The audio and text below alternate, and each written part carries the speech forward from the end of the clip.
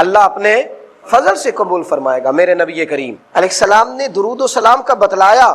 ایک صحابی نے عرض کی حضور مسجد میں کیسے داخل ہونا ہے؟ فرمایا مسجد میں جب داخل ہونا تو پہلے مسجد میں داخل ہونے کی دعا پڑھنا، پھر اپنے نبی پہ درود و سلام پڑھنا۔ حضور نکلنا کیسے ہے؟ پہلے باہر نکلنا تو پہلے دعا پڑھنا، پھر اپنے نبی پہ درود و سلام پڑھنا۔ ایک نے عرض کی حضور اذان ہو رہی ہو تو کیا کروں؟ تو حضور نے فرمایا اذان کے کلمات کا جواب دے اور پھر اپنے نبی پہ درود و سلام پڑھ، پھر اپنے محبوب پر۔ اور امام قرطبی نے لکھا ہے ایک نے آ کے عرض کی یا رسول اللہ صلی اللہ علیہ وسلم گھر میں غربت بڑی ہے۔ حضور نے فرمایا جب بھی گھر جانا 3 دفعہ سورہ اخلاص پڑھ اور اپنے گھر والوں کو سلام کہے، اللہ تیری غربتیں دور کر دے گا۔ عرض کی یا رسول اللہ صلی اللہ علیہ وسلم چھوٹی سی فیملی ہے، کئی دفعہ گھر میں کوئی بھی نہیں ہوتا، پھر کیا کروں؟ آپ نے کہا ہے گھر والوں کو سلام کہنا ہے، سورہ اخلاص پڑھنی ہے۔ تو حضور نے فرمایا جب گھر میں کوئی نہ ہو تو سورہ اخلاص پڑھنا اور اپنے نبی پہ درود و سلام پڑھ۔ وہ صحابی کہتے ہیں میں نے اتنا عمل پکایا، کچھ مہینوں کے بعد وہ آئے اور عرض کرنے لگے یا رسول اللہ صلی اللہ علیہ وسلم کمال یہ ہے کہ درود و سلام کی برکت سے میں تو امیر ہوا ہی ہوں، میرے پڑوسی بھی امیر ہو گئے، دائیں بائیں والے لوگوں پہ بھی اللہ نے کرم فرمایا۔ درود شریف ایک ایسا وظیفہ ہے، درود و سلام ایک ایسی حسین چیز ہے۔ نبی کریم علیہ الصلوۃ والسلام نے فرمایا مجھ پر نہ دنیا میں اپنی محفلوں میں کثرت سے درود و سلام پڑھا کرو، کثرت سے۔ فرمایا قیامت کی دشوار گزار گھاٹیوں میں نا یہ تم نے پڑھا دنیا میں ہوگا، لیکن یہ قیامت کی گھاٹیوں میں تمہارے کام آئے گا، وہاں تمہیں روشنی دے گا۔ اور حضور نے فرمایا انا اول الناس بی یوم القیامہ اکثرہم علی صلاۃ۔ فرمایا قیامت کے دن لوگ اپنے اپنے اعمال کی وجہ سے میرے قریب بیٹھیں گے اور میرے سب سے زیادہ قریب وہ بیٹھے گا جو دنیا میں مجھ پر کثرت سے درود و سلام پڑھنے والا ہو، جو کہنے والا ہوا مصطفیٰ جان رحمت پہ لاکھوں سلام، شم بزم ہدایت پہ لاکھوں سلام۔ جو درود و سلام پڑھے، جو درود و سلام کا ذوق پیدا کرے، جو درود و سلام کا شوق لائے، جس کی طبیعت ہو کہ درود و سلام اس کا مزاج بنے۔ رسول کریم صلی اللہ تعالی علیہ وآلہ وسلم نے ارشاد فرمایا جس نے مجھ پر ایک بار درود شریف پڑھا اللہ اس پر 10 رحمتیں فرمائے، اور جو 10 بار پڑھے گا اللہ 100 رحمتیں فرمائے، اور جو 100 بار پڑھے گا اللہ 1000 رحمت فرمائے۔ اور حضور فرماتے ہیں جو 1000 بار درود و سلام پڑھے گا نا قیامت کے دن اس کی پیشانی پہ لکھا ہوگا کہ یہ نفاق سے بھی بری ہے اور جہنم کی آگ سے بھی بری ہے۔ یہ لکھا ہوگا کہ یہ نفاق سے بھی بری ہے اور دوزخ کی آگ سے بھی بری ہے۔ میرے نبی کریم علیہ وآلہ وسلم کے صحابی حضرت ابی بن کعب رضی اللہ تعالیٰ وہ حاضر خدمت ہوئے، عرض کرنے لگے یا رسول اللہ صلی اللہ علیہ وسلم آپ پر کتنا درود شریف پڑھوں؟ سبحان اللہ، صحابہ کا بھی ذوق دیکھیں کیا انداز گفتگو ہے۔ عرض کی حضور میں نے ایک ارادہ کیا ہے کہ باقی دعائیں اذکار سارے میں نے جمع کیے ہیں، تو 3 حصہ باقی کے سارے ذکر کروں گا، دعائیں کروں گا، اور ایک حصہ نا چوتھا حصہ میں آپ پہ درود و سلام پڑھوں گا۔ یا رسول اللہ کافی ہے؟ تو نبی کریم صلی اللہ علیہ وسلم نے فرمایا تھوڑا زیادہ کر لے تیرا فائدہ ہو جائے گا۔ عرض کی حضور ٹھیک ہے، میں آدھا وقت باقی کے اذکار کروں گا اور آدھا وقت درود و سلام پڑھوں گا۔ حضور مسکرائے، فرمایا زیادہ کر لے تیرا فائدہ ہو جائے گا۔ عرض کی حضور یا رسول اللہ صلی اللہ علیہ وسلم میں 3 حصے درود و سلام پڑھوں گا، ایک حصہ باقی کے ذکر۔ پتہ نہیں میرے محبوب کا دریائے رحمت کتنے جوش میں تھا، محبوب فرمانے لگے زیادہ کر لے فائدہ ہو جائے گا۔ عرض کی حضور میں ہر وقت درود و سلام ہی پڑھوں گا۔ حضور نے فرمایا پھر تیری دنیا کے لیے بھی کافی ہو جائے گا، تیری آخرت کے لیے بھی کافی ہو جائے گا۔ رمضان کی گھڑیاں ہو، روزے کی حالت ہو، ہاتھ میں تسبیح ہو، اگر اللہ موقع دے تو مدینے کی یاد ہو، گنبد خضرا کا تصور ہو، انسان باوضو ہو، اور پھر وہ درود و سلام پڑھے، اور پھر اس کی پھر روح جو ہے وہ وجد کرے، پھر اس کا دل کیف میں آئے، پھر زبان سرور میں آئے۔ اور امام سخاوی فرمایا کرتے تھے جن کو بھی محبوب کا دیدار ہوا نا کثرت درود و سلام کی برکت سے ہوا۔ لوگوں سے عزتیں تلاش کرتے ہو تو وہ کیا تمہیں عزت دیں گے، وہ تو کل اچھا کہتے ہیں پرسوں برا کہنے لگ جاتے ہیں۔ لوگوں کے سامنے گڈ بک میں آنا چاہو گے تو وہ تو سویرے تمہارے بارے میں کچھ کہیں گے، شام کچھ اور کہیں گے۔ اپنی روحانی زندگی آباد کریں، اپنے مسلح کو وقت دیں، اور دنیا سے چھپ کر اس موبائل کو بند کر کے اور اپنے آپ سے بھی چھپ کے اور تنہا ہو کے چھپا کے سارا کچھ اپنے آنسو اپنے رب کی بارگاہ میں پیش کریں، اس کے حضور حاضری دیں۔ سنو نا ترمذی کی حدیث، اور اسے یاد رکھنا، نبی پاک علیہ السلام نے فرمایا اپنے دکھ لوگوں کے سامنے نہ بیان کرنا، سیٹھوں نوابوں کو نہ بتاتے پھرنا، دنیا داروں کے سامنے جا کے نہ رونا کہ میں تکلیف میں ہوں، فرمایا اگر دنیا داروں کو دکھ بتاؤ گے رب تمہیں کبھی غنی نہیں کرے گا، اور لوگ ہیں کہ الٹا مذاق اڑائیں گے۔ آپ کی جس سے بڑی پکی یاری ہے نا، پکی، وہ تب تک پکی ہے جب تک آپ نے 50,000 مانگا نہیں، اور جس وقت آپ نے کہہ دیا کہ میں مجبور ہوں میری مدد کر، تو پھر ختم ہو گئی دوستی۔ لوگوں کی تعلقات آپ کے ساتھ تب تک ہیں جب تک آپ ان سے کوئی ضرورت وابستہ نہیں کرتے۔ کریم محبوب فرمانے لگے بندوں کے سامنے دکھ نہ بیان کرنا، اللہ تجھے کبھی غنی نہیں کرے گا۔ تو اپنے دکھ اپنے رب کو بتا، تو دعائیں مانگ، تو اس کی بارگاہ میں حاضر ہو، تو اس کے حضور عرض کر۔ فرمایا اپنے دکھ اپنے رب کو بتا، وہ جلدی کرے یا دیر سے کرے تجھے ساری دنیا سے بے نیاز کر دے گا، تجھے کسی کا محتاج نہیں رہنے دے گا۔ اپنے مسلح کو، اپنی دعاؤں، ایک بزرگ فرماتے ہیں میں نے دعا مانگنے کا طریقہ اپنی بیوی سے سیکھا ہے۔ دعا مانگنے کا طریقہ اپنی، سیکھنے والے تو اپنے بچوں سے بھی سیکھ لیتے ہیں، سیکھنے والے تو ہر ایک سے سیکھتے ہیں۔ وہ کہتے ہیں میں نے دعا مانگنے کا سلیقہ اپنی بیوی سے سیکھا ہے۔ حضرت وہ کس طرح؟ فرمانے لگے میری بیوی نے نا مجھے کوئی کام بتایا، کچھ پیسوں کی ضرورت کے لیے کہا، تو میں نے اسے کہا کہ بھئی ابھی میرے پاس نہیں ہے، کچھ دنوں میں آتے ہیں تو میں دے دوں گا۔ عورتوں کی عادت ہوتی ہے وہ بار بار یاد کراتی ہیں، 2-4 دنوں کے بعد پھر اس نے کہا حضرت وہ میں نے کہا تھا کچھ پیسے، میں نے اسے کہا کہ ابھی میرے پاس نہیں ہے، کچھ دنوں میں ملتے ہیں تو میں تمہیں دے دوں گا۔ اس نے کچھ دنوں کے بعد پھر کہا حضور وہ میں نے کچھ پیسے کہے تھے۔ فرماتے میں نے ڈانٹ دیا، میں نے کہا کہ کیا تو روز مجھے شرمندہ کرتی ہے، کہا نا میرے پاس نہیں ہے، ہوں گے تو دے دوں گا، تو روز یاد کراتی ہے۔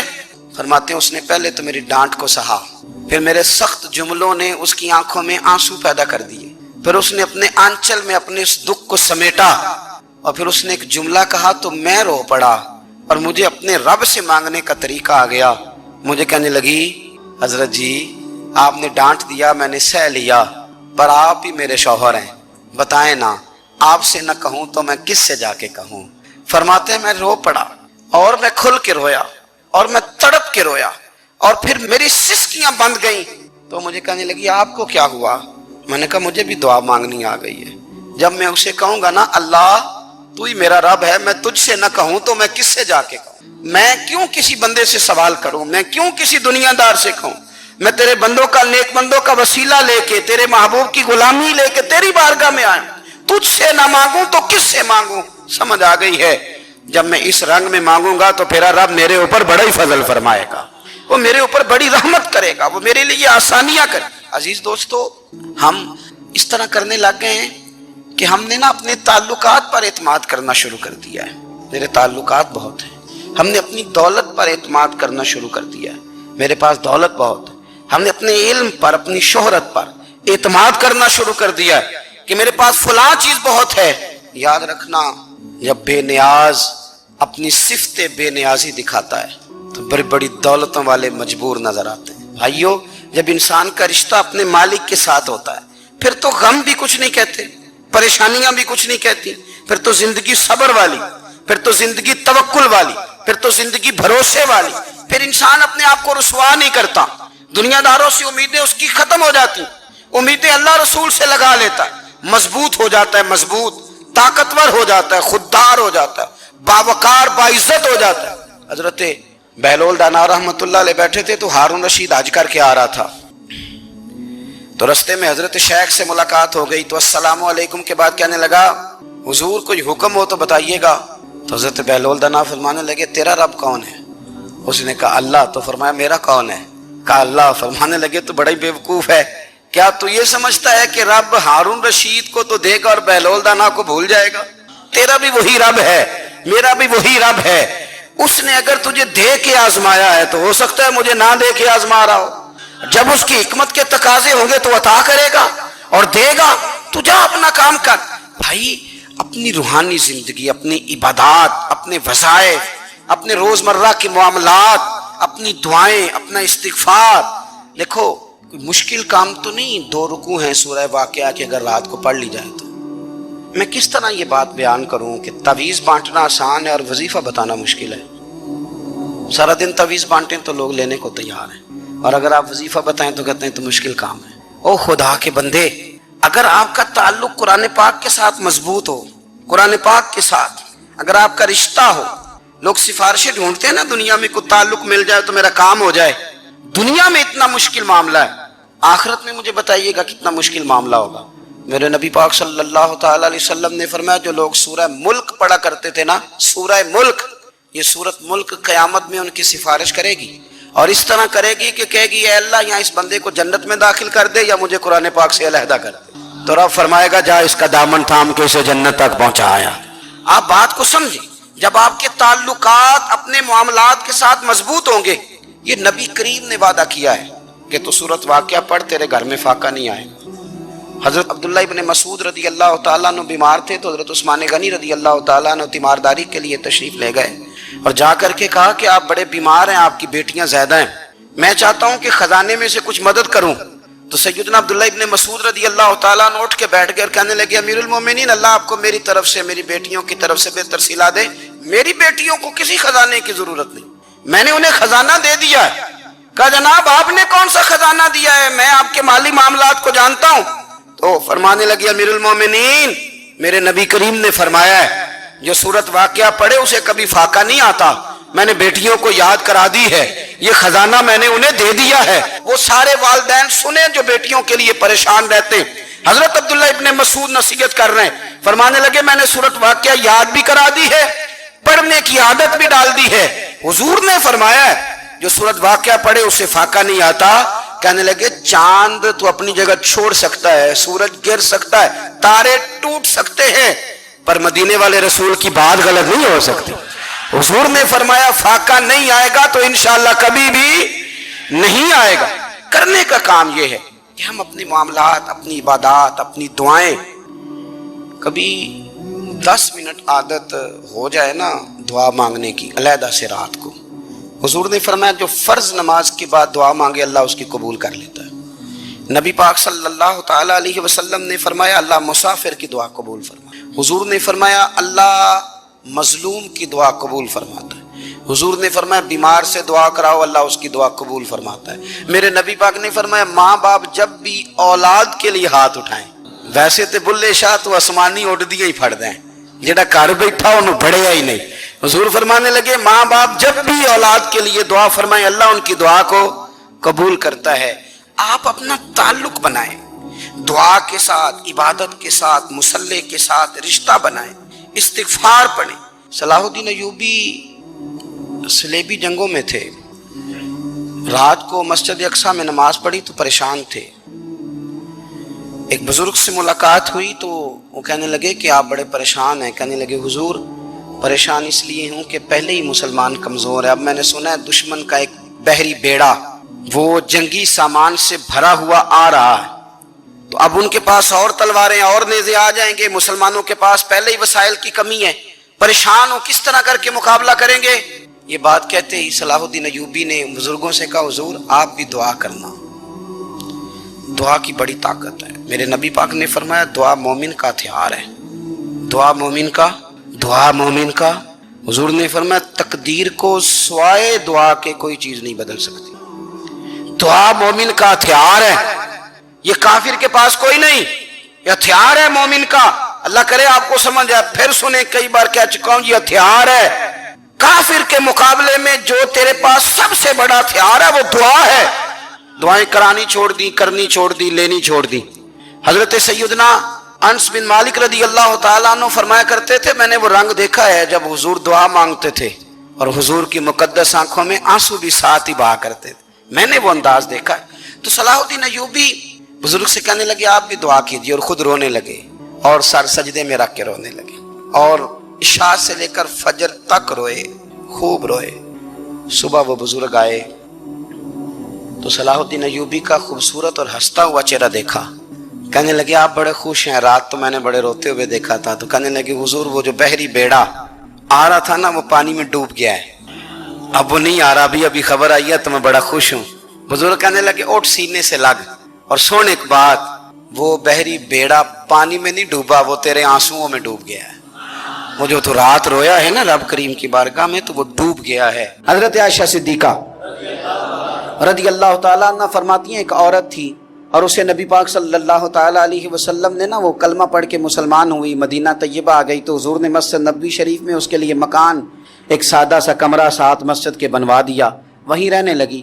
اکثر وہ سیدہ طیبہ کے پاس آتی تو حضرت عائشہ صدیقہ رضی اللہ تعالیٰ عنہ فرماتی ہیں وہ بڑی باتیں سناتی اور آخر میں کہتی وہ ہار والا دن بھی بڑا عجیب دن تھا اور میرے رب کی قدرتوں کا دن تھا، وہ بھی بڑا عجیب دن تھا۔ سیدہ عائشہ صدیقہ رضی اللہ تعالیٰ عنہ ایک دن فرمانے لگی کہ تو ہار والے دن کا بڑا ذکر کرتی ہے، وہ کیا دن تھا؟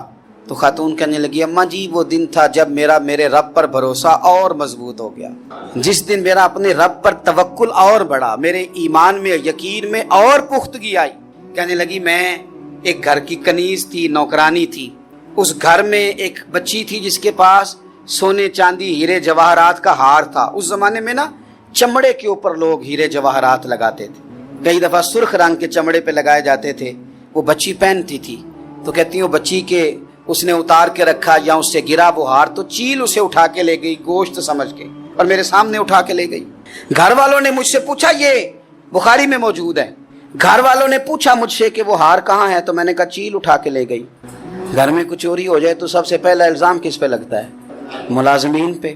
کہتے انہوں نے مجھے بڑا مارا، بڑی تکلیف دی، حتیٰ کہ میری شرمگاہ تک کی تلاشی لی، میری عزت اتنی خراب کی میں بتا نہیں سکتی۔ میں نے اپنی زندگی میں ایک واقعہ دیکھا، ایک امیر گھر میں چوری ہو گئی، ملازم کو اتنا مارا کہ وہ چارپائی پہ پڑ گیا، پولیس والوں سے اتنی مار پروائی گئی کہ وہ بیچارہ چارپائی پہ پڑ گیا، اور پھر وہ اتنا بیمار ہوا اور کچھ دنوں کے بعد پتہ چل گیا کہ چور تو اپنا بیٹا ہے ان کا، پھر اس کا انتقال ہو گیا۔ اب وہ سیٹھ صاحب اور گھر والے آ کے نا مرنے والے کے کان میں معافیاں مانگ رہے ہیں، کان میں۔ تو میں نے ان سے پھر کہا تھا کہ یہ تو اب چلا گیا ہے، تمہارا زور چلتا تھا نا تو تم نے قانون خریدا اور تم نے اسے جتنا ہو سکا تم نے اسے مار پڑوائی، تمہارے پاس جو عدالتیں تھی تم نے وہاں کارروائی کی، اب ایک عدالت قیامت کے دن لگے گی۔ یہ کمزور تھا نا، کچھ کر نہیں سکا۔ میرے نبی پاک صلی اللہ علیہ وسلم نے فرمایا سن لو، اگر سینگ والی بکری نے بغیر سینگ والی بکری کو تکلیف دی ہوگی نا تو قیامت کے دن اسے بھی بدلہ دینا پڑے گا کہ تیرے پاس سینگ تھے اور تو نے اسے مارا تھا۔ وہ خاتون عرض کرتی ہے سیدہ عائشہ کی خدمت میں کہ مجھے بڑا مارا، مجھے تکلیف دی، میں کہہ رہی تھی کہ میرے سامنے چیل لے گئی ہے پر وہ نہیں مان رہے تھے، اماں جی انہوں نے مجھے بڑا مارا۔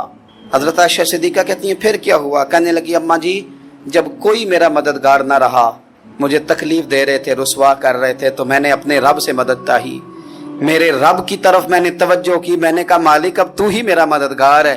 کہتی ہے وہ مجھے مار رہے تھے تو وہ چیل جو ہار لے گئی تھی وہی لے کے واپس آ گئی، اور ہمارے سروں کے قریب لا کے اس نے جب اس ہار کو پھینکا، وہ مجھے چھوڑ کے سائیڈ پہ ہوئے، وہ میری بے گناہی جان گئے۔ لیکن آپ کو بتاؤں اس دن سے میرا اپنے رب پر یقین اور بڑھ گیا، مجھے سمجھ آ گئی کہ جب انسان پورا ٹوٹ جاتا ہے اور جب کوئی چاروں جانب اس کا مددگار نہیں ہوتا تو رب تو ہوتا ہے نا، اللہ تو اس کا مددگار ہوتا ہے نا، وہ تو پھر اپنے اس بندے کی مدد کرتا ہے نا، پھر وہ تو توانائی دیتا ہے نا، وہ تنہا نہیں چھوڑتا، وہ تو آنسوؤں والوں کے آنسوؤں پہ بڑا کرم فرماتا ہے، وہ تو قسم پرسی میں آ جاتا ہے، اس کی رحمت بڑھ کے استقبال کر لیتی۔ او میری ملت کے جوانوں، مزہ نہیں آ جاتا جب ساری دنیا سوئی ہو، ساری دنیا، اور بستر بھی گرم ہو اور نیند بھی پورا غلبہ کر رہی ہو، اور اچانک گھنٹی بجے دماغ میں، آنکھ کھلے، گھڑی پہ نظر پڑے، 3:30 4 بجے کا پیغام گھڑی بتائے، اور کوئی چڑھتی جوانی والا اٹھ کے وضو کرے، اور جب وہ مصلی کھول کے بچھائے تو مدینے والے محبوب کہتے ہیں کہ ہر نماز پہ رب ثواب دیتا ہے، اور جو اٹھ کے تہجد کی نماز پڑھے اسے دیکھ کے تو رب مسکراتا ہے، جو اس کی شان کے لائق ہے، جو اس کی شان کے لائق، وہ مسکراتا ہے، خوش ہوتا ہے کہ میرا بندہ تہجد میں اٹھ گیا، وہ مسکراتا ہے۔